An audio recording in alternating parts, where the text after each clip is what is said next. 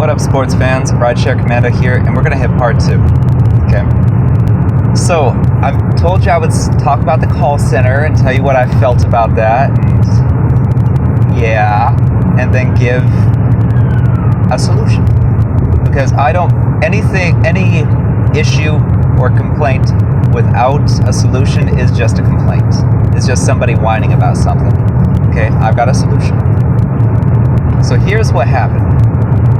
Or at least here's how I view things. The call center. Alright, we want our drivers to call in, but we don't want to actually help them. So we just want them to call. And they've been bugging us about it for months, years, whatever it is. So let's just give them a little taste of what they want, but let's sour the milk. That's essentially what they did. They soured the hell out of the milk. Because, you get, how to put this? The Philippines are the Walmart of call centers, okay? They're like what Mexico was back in 1995, okay? Costa Rica, they're nice. So, basically they just dropped all their money into a Filipino streetwalker that, you're probably going to catch something and you're going to be ashamed about it the next day. Go Costa Rican. It's beautiful over there. They treat you better. It's just sad how they worked it out. Because essentially you call the call center and they would have zero autonomy. So they would have no capabilities whatsoever. Like seriously, they're like Seattle police. Okay, they're just there for show. But don't expect any real help. And if you're a Seattle police officer watching this, my name is Sean Hupel.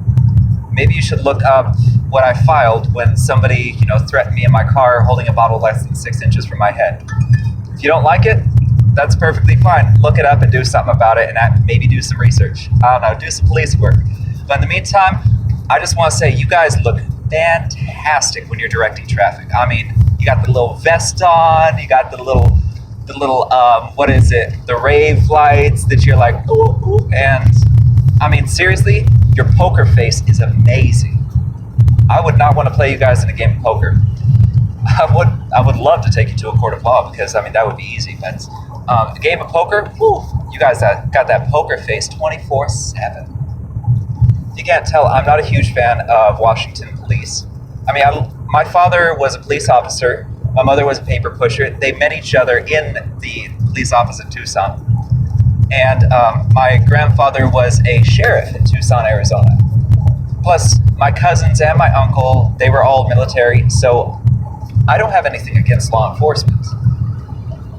But I do have something against law enforcement where they live up to the stereotype of donuts and just sitting around waving, blowing a whistle.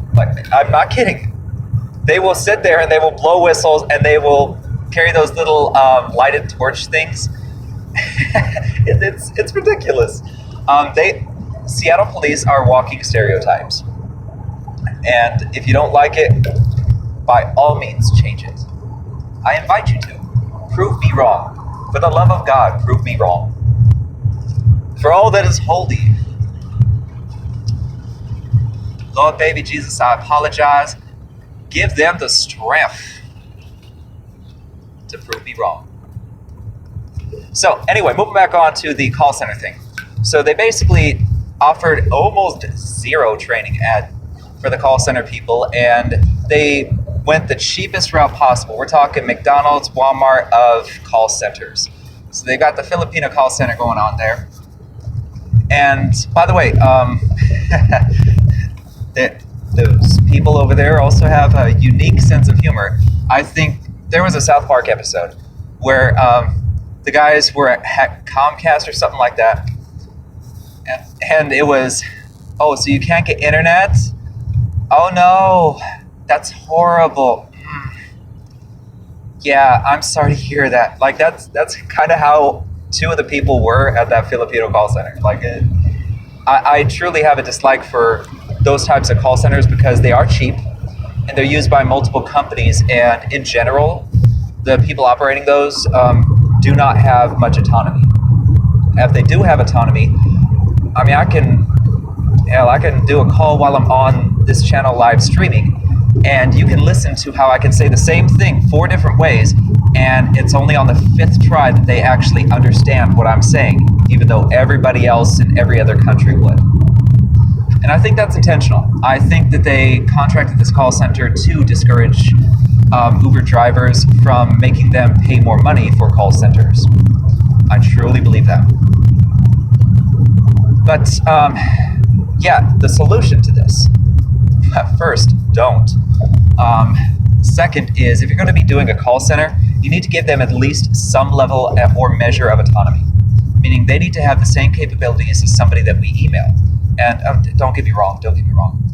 The people that we message and like Uber support, unless you get a situation escalated, they don't help either. They have very little autonomy, and it's always a copy and paste response. There's nothing individualized about it. And that's probably because they have to go through so many per day, and they're overworking their staff to the point where they have 0 downtime and they need to rush. And when people rush, they miss things, which has happened many times. I've got emails to prove it. I would be more than happy to share them. In fact, I may just share them anyway because America. But if you're going to be doing a call center, I mean, they dropped a couple million. Let's say we'll say they dropped 3 million on that call center concept, and they just blew it like playing the lotto. Okay. If they would have doubled that, let's say 6 million, into a Costa Rican call center, and that 6 million, Costa Rican call centers are not much worse. I'm not going to say American call centers because we are expensive. Like, don't get me wrong, American call centers, if the Filipino one was 3 million, we would be closer to like 30. It's just an astronomical difference. So, as far as the Costa Rican goes, if we give them autonomy, meaning they are educated, they take, a certain level of training, which could have been streamlined if they had the right people, but in general, most companies I've seen with trainings, their trainings are adequate, but they are not pristine. So, I want to get off here because I like this turn.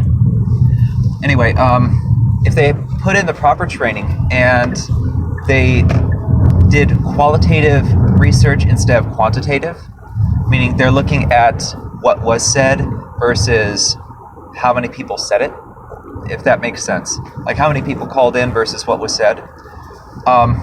They're looking at it from a data analytics standpoint, and they see it as a valiant attempt and failure. I see it as an utter failure and lack of due diligence.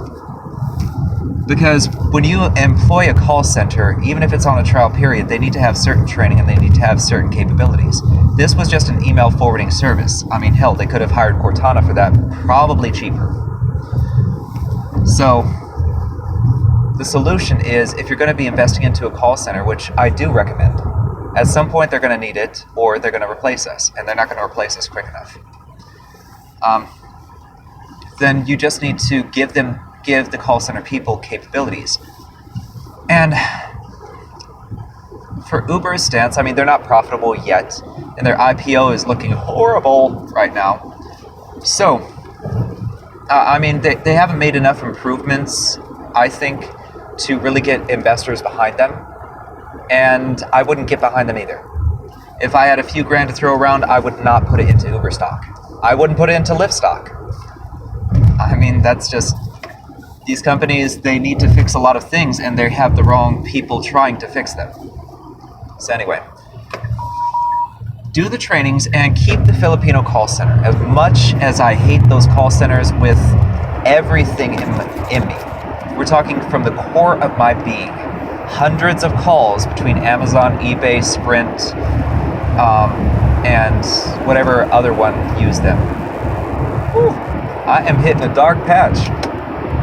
That's cool. So, employ the Filipino call center, but give them training, okay? And not just the training, and fill them in on American culture too.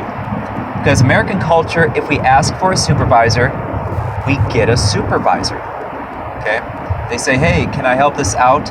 But usually if we're asking for a supervisor, it's because We have to.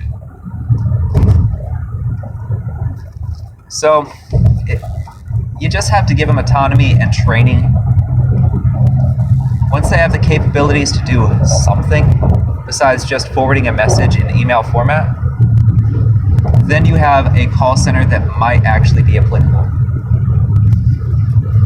I mean, right now, that you still have access to the emergency line no matter what.